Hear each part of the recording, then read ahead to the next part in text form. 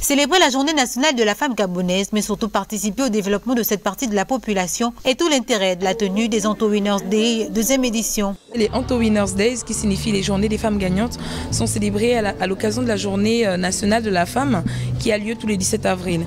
Et pour cette année, l'Organisation des Nations Unies au Gabon ainsi que le ministère de la Destinée de la Femme ont déclaré le mois de la femme. Donc il était important pour nous de marquer cette célébration même une semaine après.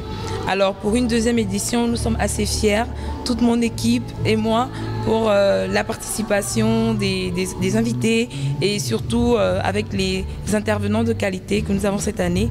Pour cette édition, la thématique est celle de femmes gagnantes, de la vision à la réalisation.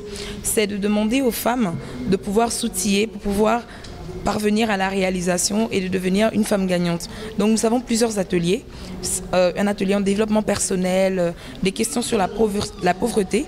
Les femmes sont les premières victimes de pauvreté, mais en même temps sont les premières actrices de la croissance inclusive.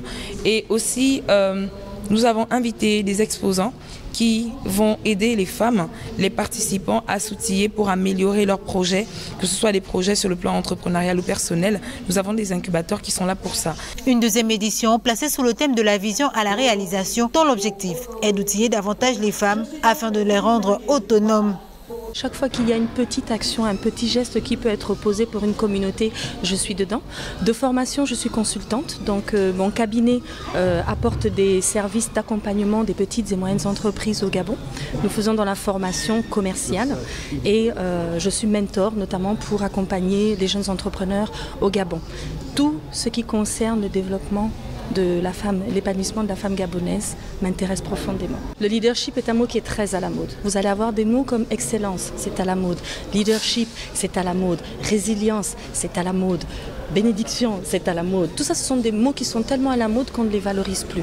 Par contre, on l'arrache le leadership. Vous, à travers le poste que vous avez, la position que vous occupez, ce que vous faites, vous avez un travail, mais vous avez aussi un projet à l'intérieur de vous. Et dans votre environnement, dans votre famille, dans votre couple, sur votre lieu de travail, où que vous soyez active, vous pouvez faire quelque chose pour votre environnement et pas seulement pour vous-même. Le leadership, c'est d'abord une question d'être au service. C'est une question de sacrifice.